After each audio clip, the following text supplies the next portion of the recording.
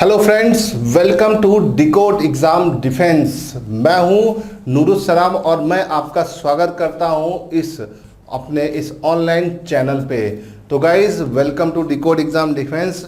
जैसा कि हम आपको बताया है और आपको समझाया है कि भाई हम आपके एग्ज़ाम के लिए एक यूज़फुल वीडियोस रेगुलर देंगे और आप हमसे बस जुड़े रहिए और दूसरे लोगों तक, अपने सारे दोस्तों तक इस चैनल के बारे में बताइए। Guys, it is a specialise dedicated channel for defence. क्यों? क्योंकि हम लोग जितने भी हैं, हम लोग डिफेंस के बच्चों को खूब पढ़ा चुके हैं, ट्रेन कर चुके हैं और हमारा मेन मकसद है डिफेंस के बच्चों को उनकी मंजिल तक पहुंचाना। जो भी भारत को, देश को सर्व करना चाहता है, देश के लिए कुछ करना चाहता है, उसके लिए, उसके जज्बे के लिए हम उसको गाइड करेंगे। तो गाइस, तैयार हो जाइए हमारे साथ अपनी मंजिल पाने के लिए। हमसे जुड़िए, हम आपको उस जगह पर लेके जाएंगे जहां पर जाकर आप अपने आप को, अपनी कैपेबिलिटी को साबित करोगे और एक ऑफिसर बनोगे। तो गाइस, तैयार हैं इस सेशन के लिए। पिछले सेशन में ज्योग्राफी के हमने एक पार्ट को डिस्कस किया था, उसकी थ्योरी पढ़ी थी और आज हम उसके क्वेश्चंस प्लस कुछ और थ्योरीज को आपके सामने लेके आए हैं। तो गाइस, तैयार हो जाइए हमारे इस पार्ट के लिए। विंड, हमने लास्ट क्लास में गाइस बात की थी विंड्स या पवनों के बारे में। विंड्स या पवन जो थी, इसके बारे में हमने देखा था कि पवनें हमारे पास तीन प्रकार की होती हैं। तीन प्रकार मतलब एक होती है आपकी परमानेंट विंड, दूसरी होती है सीजनल विंड और तीसरी होती है लोकल विंड। तो गाइस, पिछली क्लास में हमने परमानेंट विंड का एक छोटा सा टॉपिक डिस्कस किया था, है ना। हमारी कोशिश ये रहती है कि आपको कम समय में ज़्यादा चीज़ें दें, है ना, ज़्यादा लंबा आपको मोमेंटम ना दें। हम छोटे छोटे वीडियोस में छोटे छोटे पार्ट्स में चीज़ों को कट कर रहे हैं। एक टॉपिक के 4 हिस्से या 5 हिस्से करके आपके सामने दे रहे हैं ताकि वो टॉपिक एकदम आपके दिमाग में क्रिस्टल क्लियर हो जाए। तो हमने विंड का पहला पार्ट पिछली क्लास में देखा था, जो था आपका परमानेंट विंड। अब उस परमानेंट विंड्स के हम आज डिस्कस करेंगे PYQ, that means previous year questions. Now guys, today we discuss about previous year question. आपका कोई भी क्वेश्चन हो, कोई भी डाउट हो, कमेंट सेक्शन में दे सकते हैं मुझे, मैं उसके लिए तैयार हूं। भाई, हमारे ग्रुप को भी ज्वाइन कर लीजिए, ठीक है। हमारे पास फेसबुक का पेज है, उसको फॉलो करिए, वहां पर आपको रेगुलर चीज़ें मिलेंगी, अपडेट्स मिलेगा। और हमारे ग्रुप को ज्वाइन कर लीजिए, NDA का ग्रुप है। जिस लोगों को भी हमारे ग्रुप को ज्वाइन नहीं किया है, गाइज, अगर आपको ग्रुप ज्वाइन करना है तो फ़ौरन मैसेज करिए 9026162958।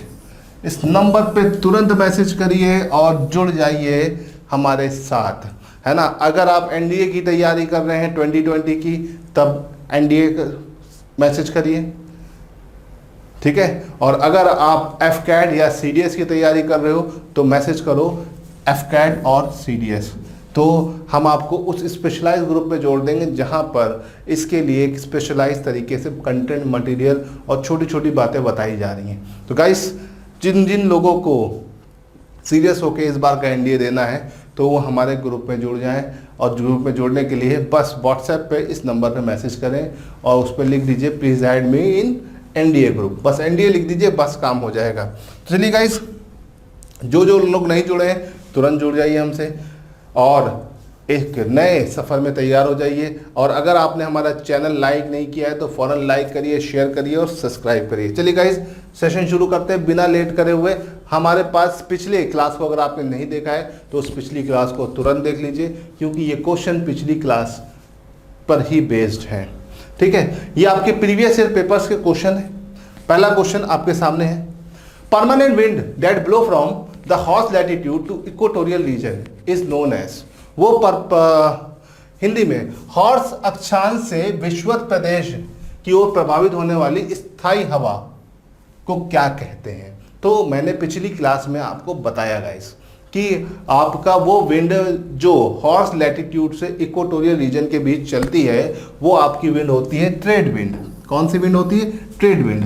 भाई, ये 23.5 से 0 डिग्री के बीच चलती है, ठीक है। पछुआ पवनें जो होती है, वेस्टर्ली जिसे आप बोलते हैं, ये कहाँ से कहाँ तक चलती है? ये आपका 35 से 66.5 के बीच में चलती है, है ना। और सेम इसी तरह से डोल्ड्रम एक रीजन होता है, क्षेत्र होता है जो आपका इक्वेटोरियल रीजन के ही अंदर ही होता है, 0 से 5 डिग्री नॉर्थ और साउथ में।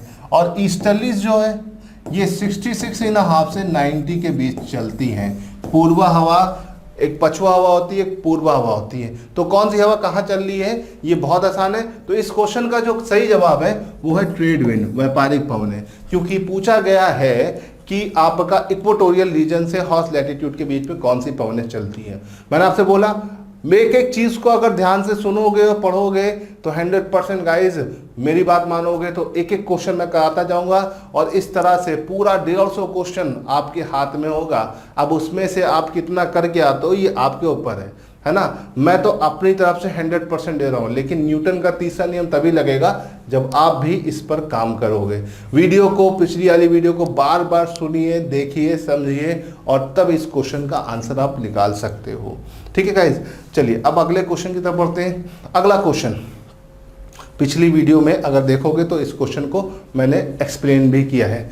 कॉरलिस इफेक्ट, कॉरलिस प्रभाव, कॉरलिस का जो प्रभाव है या कॉरलिस इफेक्ट है किसकी वजह से होता है। तो देखो ऑप्शन दिया गया है, पहला ऑप्शन क्या दिया गया है, दाब प्रवणता।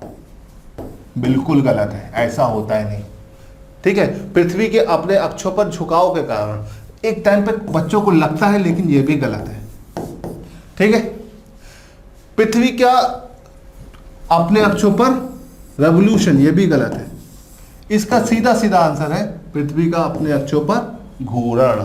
ठीक है, मैंने बताया था पृथ्वी अपने अक्षों पर लट्टू की तरह नाचती है, जिसकी वजह से पृथ्वी पर एक बल लगता है, उस बल को हम बोलते हैं कॉरलिस बल, जिसके अनुसार यदि कोई पवन उत्तरी गोलार्ध में चलती है तो अपने दाईं तरफ विक्षेपित होती है और दक्षिणी गोलार्ध में चल रही होती है तो अपने बाएं तरफ विक्षेपित होती है।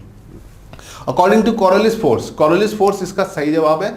Coriolis force is the right answer of this question because Coriolis force is generated due to rotation of earth, and according to Coriolis force, if a wind travel in northern hemisphere it will move toward its right, and if a wind travel in a southern hemisphere it will move toward its left. So Coriolis force is the right answer of this question.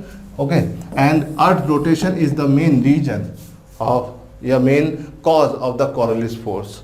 तो guys इस question का answer clear है, इसका सही जवाब है आपका कौन सा, ये वाला इसका सही जवाब है। ठीक, चलिए अब आगे बढ़ते हैं और अगले क्वेश्चन की तरफ। अच्छा क्वेश्चन है, आसान सा क्वेश्चन है, कर लोगे तो हो जाएगा। Consider the following surface wind, निम्नलिखित धरातली पवनों पर विचार करिए, है ना। इन पवनों पर विचार करने को बोला है, तो इसमें नंबर 1 पे आपको दिया गया डोल्ड्रम, है ना। नंबर 2 पे दिया है व्यापारिक पवनें या ट्रेड विंड। नंबर 3 पे दिया है वेस्टर्लीज या पोलर विंड, सॉरी वेस्टर्लीज मतलब पश्चिमी या पछुआ पवनें, और पोलर विंड मतलब ध्रुवीय पवनें।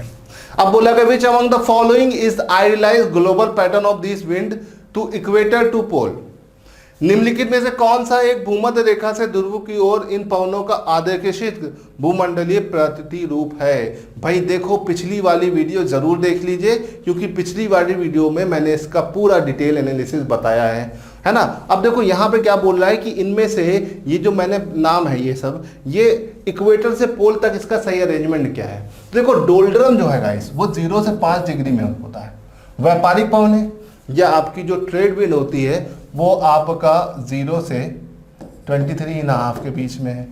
ठीक है, पछुआ पवनें जो होती है 35 से 66.5 के बीच में है, और ध्रुवीय पवनें 66.5 से 90 के बीच में। तो guys already these are in order, तो इसका सही जवाब क्या है, दिस वन ए 1 2 3 4, क्योंकि डोल्ड्रम सबसे पहले पड़ेगा, उसके बाद ट्रेड विंड पड़ेगी, after that westerlies and after that polar wind. The arrangement of these are already, these option are already arranged. तो answer of this question is 1 2 3 and 4। तो गाइस आपको रिमेंबर रखना है ये। ठीक, चलिए अब यहां से आगे बढ़ते हैं, अगले क्वेश्चन की तरफ बढ़ते हैं। अगला क्वेश्चन आसान सा, छोटा सा, बहुत इजी गोइंग क्वेश्चन है आपके पेपर के लिए। रोलिंग 40s के बारे में इन स्टेटमेंट पर ध्यान दीजिए। ठीक है, तूफानी चालीसा के बारे में निम्नलिखित कथनों पर विचार कीजिए। ठीक, पहला स्टेटमेंट है they are strong westerlies wind, ठीक है,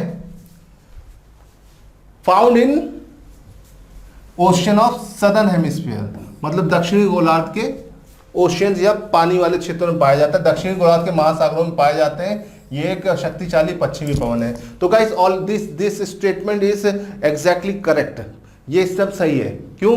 क्योंकि भाई वेस्टर्लीज का एक पार्ट होता है और आपका ये जो एक्टिव होता है ये आपका वाटर बॉडी में ज़्यादा एक्टिव होता है, और वाटर बॉडी हमारे पास नदर्न हेमिस्फीयर में कम और सदर्न हेमिस्फीयर में ज़्यादा है। तो पहला पॉइंट एग्जैक्टली करेक्ट है। ठीक है। दूसरा, the strong east to west air current are cause by the combination of being displaced from the equator toward the south pole and the earth rotation and the absence of land mass to serve the wind break. पूर्व से पश्चिम की ओर होने वाली शक्तिशाली वायु प्रवाह के कारण विषुवत से दक्षिणी ध्रुव की ओर विस्थापित हो रही वायु और वायु पृथ्वी के गुणन के संयोजन तथा विरोधी की तरह कार्य करने वाली भू संयुति के अधिक होता है। ठीक है। बड़ा लंबा चौड़ा स्टेटमेंट दिया है और बहुत अच्छे से आपको मिसगाइड किया है ना। बोल रहा है कि east to west air current are caused by the combination of being air displaced from equator toward the south pole. देखो ये बिल्कुल गलत है। ठीक है। इक्वल पैटर्न पे डिस्प्लेस नहीं होती बल्कि जिगजैग पैटर्न पे होती है। तो ये स्टेटमेंट बिल्कुल गलत है। इसका सही जवाब है only one. The correct answer of this question is only one. Second one is wrong. ठीक है। क्योंकि इस तरह की कोई भी चीज़ मैंने आपको नहीं बताई है तो ये स्टेटमेंट बिल्कुल गलत है। ठीक है। वो एग्जैक्टली एक सिंपल बेसिक पैटर्न पे नहीं चलता है बल्कि पहले ईस्ट वेस्ट फिर वेस्ट ईस्ट फिर ईस्ट वेस्ट इस तरह से चलता है ड्यू टू कोरोलिस इफेक्ट। तो कोरोलिस इफेक्ट को यहाँ पर लाना लिखना चाहिए था इनको, इन्होंने कोरोलिस इफेक्ट नहीं लिखा। हाँ इन्होंने रोटेशन लिखा बट एग्जैक्टली सेम तरीके से नहीं लिखा जो मैंने आपको बताया था। तो दिस स्टेटमेंट इज रॉन्ग। चलिए गाइस अब आगे बढ़ते हैं। अगला क्वेश्चन है कंसीडर द फॉलोइंग स्टेटमेंट। इन कथनों पर ध्यान दीजिए। The doldrum is a low pressure area around equator where prevailing wind are calm. एकदम सही है ना। विषुववृत्त के आसपास निम्न दाब का क्षेत्र डोल्ड्रम होता है। डोल्ड्रम किस तरह का क्षेत्र होता है? निम्न दाब का क्षेत्र होता है। इसे भूलिएगा नहीं, ध्यान रखिएगा, है ना। Doldrum is a low pressure area. फिर आता है दूसरा statement, Chinook is a hot dry wind. अभी हम आगे पढ़ेंगे तो एकदम सही है। ठीक है। जो विंटर में चलती है, ठंडक में चलती है और टेम्परेचर को कुछ समय के लिए बढ़ा देती है। चिनूक तप्त शुष्क पवन है जो शीत ऋतु में चलती है और इसके कारण अल्प समय में ताप बढ़ा देती है। तो गाइस दोनों स्टेटमेंट सही है। चिनूक एक पवन है जो रॉकी पर्वत के आसपास चलती है और जो कुछ समय के लिए चलती है लेकिन क्या करती है? तापमान को बढ़ा देती है। चलिए गाइस अब आते हैं अगले क्वेश्चन पे। अगला क्वेश्चन है the permanent wind that blow from horse latitude to equatorial region. देखो ये फिर से वही क्वेश्चन आ गया है और इसका फिर से वही आंसर है क्या? आपका ट्रेड विंड। वो परमानेंट विंड जो इक्वेटोरियल रीजन से हॉर्स लैटिट्यूड के बीच बहती है वो कौन सी? आपकी ट्रेड विंड, व्यापारिक पवन है। ठीक है। आसान सा क्वेश्चन है। अब आगे बढ़ते हैं। तो गाइस ये मेन क्वेश्चंस थे। इन मेन क्वेश्चन के बाद एक छोटा सा टॉपिक और है जो आपके विंड का दूसरा पार्ट है। ठीक है। लोकल विंड या स्थानीय पवन। लोकल विंड या स्थानीय पवन हर साल एक क्वेश्चन बनाता है और एनडीए 2 में तो डेफिनेटली इससे क्वेश्चन बनता ही बनता है ना। लोकल विंड या स्थानीय पवनों की जब हम बात करते हैं तो ये दो तरह की होती है, ठंडी या फिर गर्म। लेकिन लोकल एरिया के हिसाब से इसका नाम बदलता रहता है ना। जैसे गर्म हवा आपको यहाँ पर चलती है, कहाँ पर चलती है? हमारे इंडिया में। जैसे इसका नाम है लू। लू एक गर्म हवा है जो इंडिया में चलती है ना। अब यही गर्म हवा जाके क्या अमेरिका में खाओगे तो उसे लू बोलोगे नहीं, उसका नाम चेंज हो जाएगा। तो लोकल विंड जो होती दो ही तरह की, लेकिन लोकल एरिया के हिसाब से इसका नाम अलग अलग होता है। तो किस लोकल एरिया में किस नाम से जानी जाती है, बस आपको एक टेबल याद रखनी है। अगर आप इस टेबल को याद रखोगे तो आप आसानी से एग्जाम में क्वेश्चन कर ले जाओगे। ठीक है। टेबल आपके सामने है। देखो यहाँ पर लोकल विंड दो तरह की होती है, हॉट एंड कोल्ड। हॉट को हमने पहले लिख रखा है, कोल्ड को फिर अगले स्लाइड में है, अगले के अगले स्लाइड में। ठीक है। हॉट विंड में देखो सबसे पहले आता है चिनूक। अभी चिनूक की थोड़ी देर पहले बात हुई थी। तो ये हॉट एंड ड्राई होती है, एकदम सही है। ठीक। ये कहाँ चलती है? This wind basically blow in the region of Rockies mountain. Rockies mountain मतलब नॉर्थ अमेरिका के पार्ट पे चलती है और this wind has a special significance. इसका एक स्पेशल सिग्निफिकेंस होता है because it blow in winter area. ये ठंडक के क्षेत्रों में, ठंडक के समय में चलती है और जब ये चलती है तो उस टाइम पर पूरा का पूरा रॉकीज का एरिया में बर्फ जमी होती है, मैदानों पर पूरी की पूरी बर्फ जमी होती है। And when this wind blow, this wind defreeze the region of Rockies.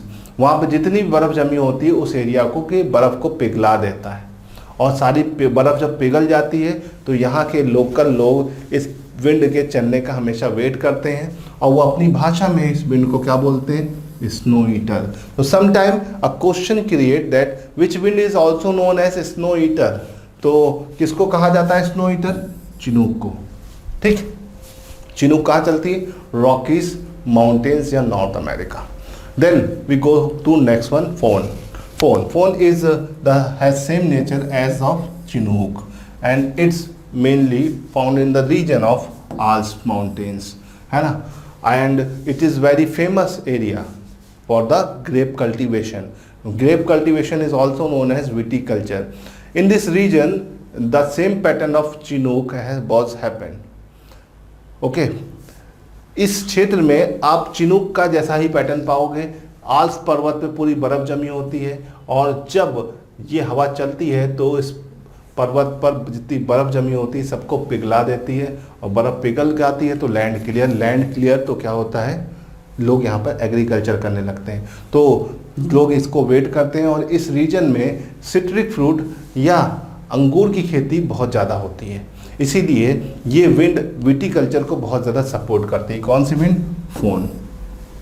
फिर आते हैं खम्सिन। खम्स मतलब होता है 50, सिन मतलब होता है हवा। खम्सिन ये हॉट एंड ड्राई विंड होती है जो इजिप्ट में चलती है। तो इजिप्ट में 50 दिन तक लगातार चलने वाली हवा को क्या बोलते हैं? खम्सिन। फिर आता है Scirocco, most important. Scirocco is a intercontinental wind. ये दो कॉन्टिनेंट के बीच में चलती है, ये हॉट और मॉइस्ट होती है, ये सहारा से मेडिटेरियन सी के बीच चलती है। गाइस जब हम सिरोको की बात करते हैं, सिरोको विंड की बात करते हैं, तो सिरोको चलती है आपकी अफ्रीका से। कहाँ चलती है? अफ्रीका से Europe. This wind blow from Africa to Europe. From Africa, in Africa it is started from Sahara desert. ठीक, जब ये सहारा डेजर्ट चलती है तो अपने साथ लाल रंग की रेड कलर की मिट्टी को लेके चलती है। अब ये रेड कलर की मिट्टी को लेके पहुंचती है यूरोप। यूरोप में कहाँ? स्पेन और फ्रांस। और जब ये यहाँ पर पहुँचती है स्पेन एंड फ्रांस में, यूरोप में, तो बादलों के साथ मिलकर यहाँ पर लाल रंग की वर्षा कराती है, जिसको यहाँ पर किस नाम से जाना जाता है? ब्लड रेन, रक्त वर्षा। तो this wind is also known as for blood rain. रक्त वर्षा या रुधिर वर्षा या ब्लड रेन कराने वाली हवा किसे कहा जाता है? सिरोको। ठीक है, किस रीजन में चलती है? सहारा से मेडिटेरियन सी। फिर आता है सेलोनो। सेलोनो आपका सहारा से Iberian peninsula, that this is also a intercontinental wind. Solano गर्म होती है, सहारा से आइबेरियन पेनिनसुला के बीच में चलती है। After that Harmattan, very important. ठीक है, ये वेस्ट अफ्रीका में चलती है। जिस क्षेत्र में चलने वाली होती है वो इक्वेटर के पास गिनी कोस्ट का रीजन होता है, और जब ये हवा चलने वाली होती है वहाँ पर बहुत ही ज़्यादा गर्मी पड़ रही होती है। ये सहारा डेजर्ट से चलती है और एकदम गर्म और सूखी हवा होती है। अब जब गिनी कोस्ट का रीजन इक्वेटर के पास है गाइस, वहाँ पर क्या होता है? वहाँ पर इन विंड के कारण आने से पहले बहुत ही ज़्यादा गर्मी पड़ रही होती है, और जब ज़्यादा गर्मी होती है तो बैक्टीरिया बहुत एक्टिव होते हैं, और बैक्टीरिया एक्टिव होते हैं तो क्या होता है? बीमारियां होती हैं। तो वहाँ पे लोकल बहुत सारी बीमारियां फैली होती हैं। लेकिन जब ये विंड चलती है, कौन सी? हर्मटन। तो जब ये हर्मटन चलती है तो एटमॉस्फेयर में मौजूद जितनी भी नमी होती है, मॉइस्चर होता है, ये उसको एब्जॉर्ब कर लेती है, और उसको एब्जॉर्ब करने की वजह से क्या होता है? ये रीजन में ये उस प्रभाव को, जो बैक्टीरियल इफेक्ट होता है, फैला होता है, उसको कम कर देती है अपने हॉट एंड ड्राई नेचर की वजह से। और यहाँ पे जितनी भी लोकल बीमारियाँ फैली होती है अपने आप ही वो ठीक हो जाती है। इसीलिए इस रीजन में इसे डॉक्टर विंड भी कहा जाता है। किस विंड को डॉक्टर विंड कहा जाता है? Harmattan. Which wind is also famous for or also known as doctor wind is Harmattan. After that we have found nor'wester. Nor'wester basically is a hot wind which blow in New Zealand guys, कहाँ पे चलती है? New Zealand. Then after norwester we found Santa Ana, Santa Ana hot wind. If we got name Santa, Santa नाम कहीं पर भी लगेगा तो आप सीधे यूएसए या कैलिफोर्निया पहुंच जाइएगा, ठीक। फिर आता है मोस्ट डिफिकल्ट वन, जिसका आंसर सबको पता ही नहीं होता है, लू। लू कहाँ चलती भाई? हॉट एंड विंड होती है नॉर्थ वेस्ट इंडिया और पाकिस्तान में चलती है, ठीक है। भारत में राजस्थान और पाकिस्तान में चलती है, इसके बगल वाले देश में। फिर आता है हबूब, हबूब चलती है सूडान में। हबूब कहाँ चलती है? सूडान। तो गाइज ये लिस्ट को थोड़ा बना लीजिएगा, नोट करते जाइएगा, वीडियो को पॉज कर करके देखते जाइएगा। कोई भी जो इनको क्या होता है, इनमें से कुछ तो सीधे सीधे पूछ ली जाती है, कभी कभी ज़्यादातर केसेस मैच द फॉलोइंग में आता है। कैसे आता है मैं क्वेश्चन बताऊंगा। देखो फिर आता है काराबूरन। काराबूरन जो होता है इसे ब्लैक स्टॉर्म के नाम से भी जाना जाता है। किस नाम से जाना जाता है? Black storm. ये भी हॉट होती है, सेंट्रल एशिया में पाई जाती है। कहाँ पे चलती है? Central Asia. After that we have black roller, hot and dry north America. Most important में से एक है ब्लैक रोलर। फिर आता है कैलिमा, इतनी इंपॉर्टेंट नहीं है बट ये भी ड्राई विंड होती है, dust and dry, Sahara desert से कैनरी आइलैंड के पास चलती है, ठीक। देन एलिफेंटा, एलिफेंटा इंडिया में चलती है मालाबार कोस्ट पर, ठीक है। ये मॉइस्ट विंड मानसून के फॉर्म में चलता है, ठीक है। फिर after that Elephanta we have simoom. Simoom is an hot and dry wind which is basically found in Arabian desert. अरब के रेगिस्तान में इसका बहुत ज़्यादा एरिया मिलेगा आपको।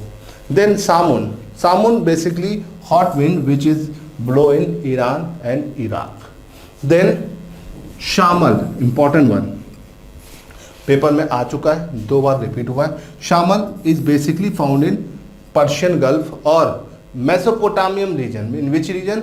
मेसोपोटामियम रीजन। आपको या तो पर्शियन गल्फ मिलेगा, पर्शियन गल्फ का पुराना नाम क्या है? मेसोपोटामिया, तो मेसोपोटामियम रीजन भी है। After that one most important one is brickfielder. Brickfielder is wind which found in Australia. ये कहाँ मिलेगी आपको? ऑस्ट्रेलिया में मिलेगी, वार्म है। After that berg, berg is in South Africa and Zonda is in Argentina. So guys, you have to note down all these warm wind, and these wind basically found in match the following. There are many types of wind, more than 3 dozen. We have near about 50 types of winds, है ना। And 50 तरीकों की नामों को अच्छे से याद करने से अच्छा है कि आप 20 नाम को याद कर लो। इन 20 नाम को अगर याद रख लोगे तो एग्जाम में जो क्वेश्चन है वो आसानी से हो जाएगा। होता क्या है, 4 विंड मैच करने को देता है तो 3 तो तुम्हें पता होता है, एक नहीं आ जाती है, तो आप उसे आराम से फिट कर ले जाते हो। तो गाइस आप अगर इसे याद रखोगे दोस्तों तो आसानी से ये हो जाएगा। वार्म देख लिया है, कोल्ड भी देख लेते हैं। कभी कभी कोल्ड से क्वेश्चन बनता है और NDA2 में अक्सर मैंने कोल्ड से ही क्वेश्चन बनते हुए देखे हैं, ठीक है। बोरा, सबसे पहले आता है bora. Bora is a cold wind, all these are cold wind. Bora basically found in region of Hungary in north to and north Italy. Hungary और नॉर्थ इटली के बीच में ये बोरा विंड चलती है। Then mistral, mistral basically is a cold wind which is found between the region of Alps and France, ठीक है। Alps पर्वत और फ्रांस के क्षेत्रों में पाई जाती है। Then punas, punas Andes mountains पे पाई जाती है। Andes mountain means south America. After that we have blizzard, most important one, blizzard. Blizzard, the wind blizzard basically found in the region of tundra. Tundra means Canada, Canada के region में पाई जाती है ये। आफ्टर दैट पुर्गा, आपके paper में आ चुकी है सीधे सीधे। Purga is a wind which found in the region of Russia.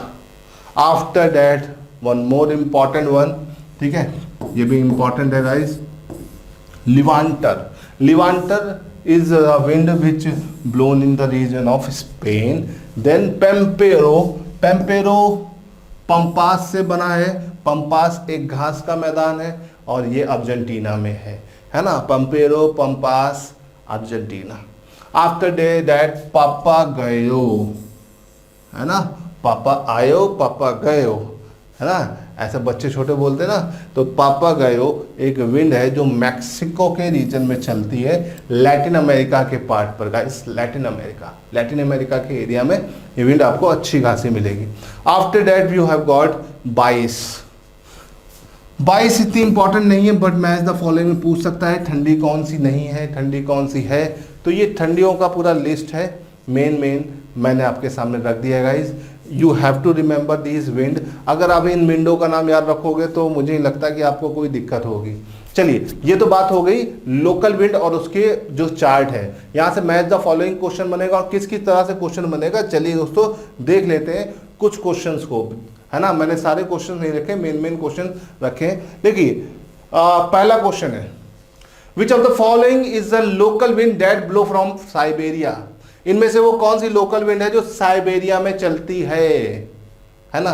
Which of the following local wind that blow in Siberia, निम्नलिखित में कौन सी स्थानीय पवन जो साइबेरिया के बाहर की ओर प्रभावित होती है। भाई थोड़ा देखो, बोरा अभी तुम्हें बताया, बोरा तो आपका साइबेरिया में है नहीं, वो तो इटली में था।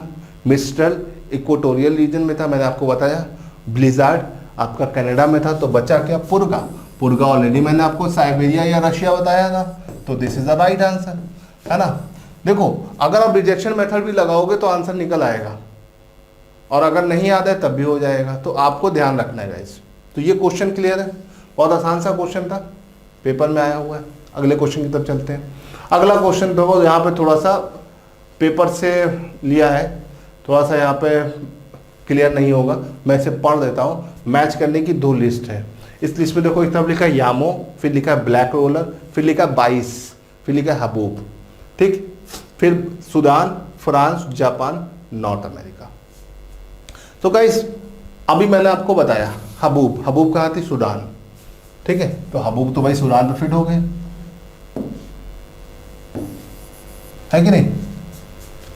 देन ब्लैक रोलर बताया था नॉर्थ अमेरिका। 22 मैंने आपको बताया फ्रांस। अब देखो यामो मैंने आपको नहीं बताया था। जब 3 मिल गई तो भाई चौथे का कुछ पता होने की जरूरत है नहीं। तो आप इसीलिए जितना मैं बता रहा हूँ उसको ध्यान रखोगे ना, तो एग्जाम का क्वेश्चन हो जाएगा, है ना। अब देखो इसको मिलाओगे तो ए का 3, ये दोनों तो चले गए, ये 2 बचे। अब बी का आपका 4 है, तो ये हो जाएगा सही जवाब। तो यहाँ पर जो सही जवाब है वो है C1। तो आसान सा क्वेश्चन है गाइस, आप इसे करते जाओ, लगाते जाओ, जो भी दिक्कत हो मुझे बताते जाओ। चलिए यहाँ से अगले क्वेश्चन पे चलते हैं। अगला क्वेश्चन, उष्ण तथा शुष्क पवन शामल जो कि एक स्थानीय हवाएं कहाँ पाई जाती है। Where the warm and dry wind shamal blow, shamal कहाँ चलती है। तो भाई अभी मैंने आपको शामल के बारे में बताया, ठीक है। शामल देखो पूर्वी एशिया, अफ्रीका, देखो मैंने शामल बताया तो पर्शियन गल्फ यहाँ पर नहीं दिया है, फारस की खाड़ी यहाँ पर नहीं दिया हुआ है। लेकिन फारस की खाड़ी जो मशहूर था वो अपनी सभ्यता के लिए मशहूर था। कौन सी सभ्यता, मेसोपोटामियम सभ्यता। तो देखो उससे मिलता जुलता यहाँ पर दे दिया गया है मेसोपोटामिया। तो इसका सही जवाब क्या है, मेसोपोटामिया, ठीक है। 2018 का क्वेश्चन है ये, ठीक है। तो guys these are the most important questions. इस पार्ट से विंड चैप्टर से आपके पास 2 क्वेश्चन तक बनते हैं, 3 क्वेश्चन भी बनते हैं। तो गाइज ये बड़ा घाटे का सौदा नहीं है, मैंने 2 वीडियो इस पे बनाए हैं, दोनों वीडियो को अच्छे से देख लीजिए, है ना। कुछ और एक्स्ट्रा कट के मैं बनाऊंगा, अभी तो हमारा प्रीवियस पेपर का सोल्यूशन डिस्कस चल रहा है। तो गाइज इसको फॉलो करते जाइए, लाइक करते जाइए, शेयर करते जाइए। हमारा ये प्रयास आपको कैसा लग रहा है इसके बारे में भी बताते जाइए, और अपने व्यूज़ रखते जाइए। जो टॉपिक आपको पढ़ने वो भी मुझे बताते जाइए। मैं आपके लिए हमेशा खड़ा हूँ गाइज, और आपको ऑफिसर बनाना ही हमारा मेन मकसद है।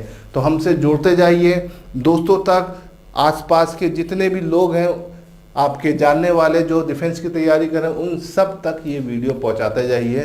तब तक के लिए गाइज हम इस सेशन को यहाँ पर एंड करते हैं और मिलते हैं अगले सेशन में। गाइज सेशन कैसा लगा ज़रूर बताइएगा। वीडियो को लाइक, शेयर और सब्सक्राइब करना मत भूलिएगा। ज़्यादा से ज़्यादा लोगों तक ये वीडियो शेयर करते जाइए। तो गाइस, मैं नूरुल सलाम अब इस सेशन को यहाँ पे एंड करता हूँ। जय हिंद।